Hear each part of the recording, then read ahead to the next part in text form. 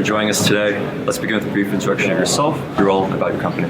Thanks for having me. My name is Max Porterfield. I'm President and CEO of Callinex Mines. We're advancing some very high-grade, copper-rich VMS deposits in northern Manitoba. As a participant in the Nordic Funds Mines conference, what are your key objectives for attending, and how do you hope this event will contribute to your company's goals in the current mining landscape? Well, mining is a global business, and actually, historically, the Swedes have been very supportive of discoveries in northern Manitoba.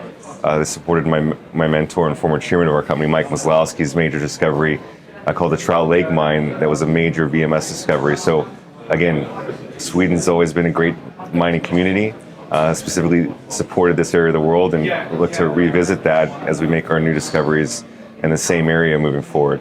In light of recent geopolitical tensions and supply chain disruptions, how is your company working to ensure resource security now or in the future, and to maintain its competitive position in the global market? Well, the entire portfolio that we've constructed at Callinex has always been focused in one jurisdiction, that's in Canada. And then within Canada, you have some major base precious metals rich districts that occur, namely the Flin Flon Greenstone Belt, where our flagship project, the Pine Bay project, is.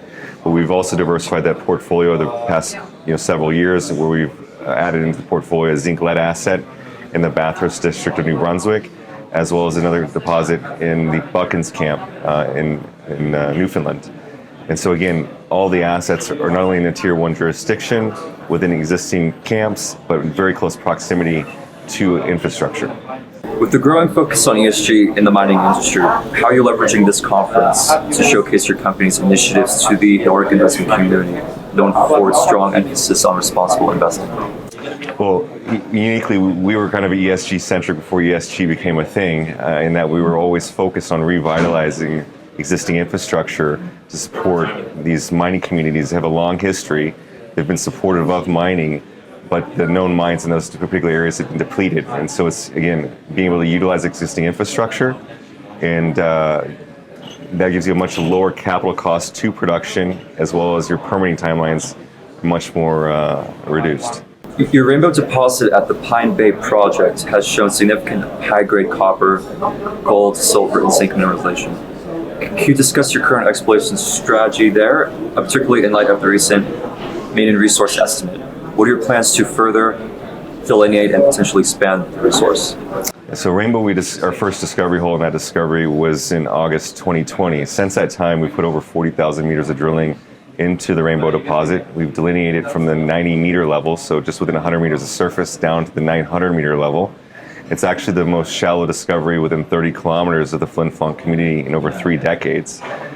So coming out of the maiden resource at Rainbow in the adjacent Pine Bay deposit, again, established a very, very high-grade copper resource. To kind of highlight that, we're at, in the kitty category, we're at 3.4 million tons of over 3% copper. And then also there's gold, silver, and zinc as byproducts to that. We're in the midst of working on the backwork for an advanced exploration permit that we're looking to submit later this year and look to receive sometime mid-next year. And what that will allow us to do is then ramp down to that deposit, take a bulk sample, and do underground drilling for further exploration. In the meantime, we're advancing a new discovery that we made on the property last year called the Descendant, which has the potential to be even potentially much larger than the Rainbow deposit that we have, that we're very, very excited about. Callinex has been focusing on expanding its land position in the Flin Flon mines, which you just mentioned. How do you see this strategic approach positioning the company to capitalize on the growing demand for base metals, particularly copper?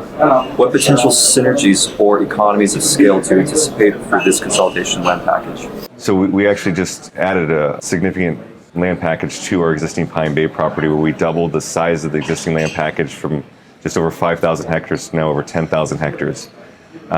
One of the key things about the area overall is it is a rich mining camp, and due to that, over time, especially going back as long as it went back, it was very, very fragmented. So we've, over literally 15 years in total, have been piecing together this land package at Pine Bay. But when you have a consolidated land package, you can take a big regional approach through exploration. I think ultimately that's going to lead to a lot of new discoveries.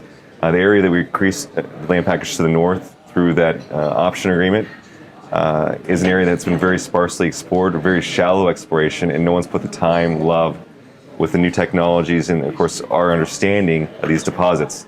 I should mention that our technical team that we have here at Callinex has been credited with the discovery of half the mines in Flin Flon's storied history. This is a belt that's produced 32 mines, and I like to say counting with the discovery of Rainbow, now Descendant, and the other discoveries to come in the future.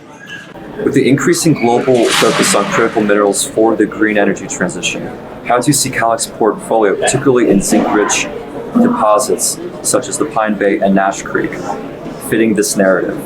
And are there any plans to prioritize or accelerate the development of these assets in response to market demand?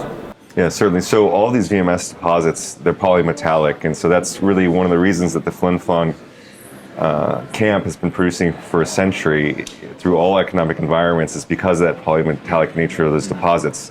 Our Rainbow deposits, one of the richest copper deposits in the world. As you mentioned, Nash Creek being a zinc-lead dominant asset. We're focused on our Pine Bay project, but again, the other assets we have in the portfolio that I mentioned and that you alluded to are very strategic in nature due to their location. Your biggest upfront hurdle after you've made a discovery is your capital costs. And your capital costs can be exorbitant when you're very, very remote. And that's one of the things that we're focused on is, again, making these discoveries within close proximity to infrastructure, which can really compress your capital costs. And in Flin Flon's case, there's a concentrator sitting idle, a 30-minute drive from the Rainbow discovery. So again, ideally located, which your path to production is shortened tremendously, both from the permitting timeline, because you're permitting in existing areas, as well as the ability to leverage off that existing infrastructure that reduces your upfront capital costs. Well, I appreciate you taking a moment to answer a few of our questions. Much appreciated. It was a little more about your company operations, and best of luck at the remainder of the time at the conference. Much appreciated. Thank you. Thank you. Thanks so much for having me. Thanks for joining us. Thanks.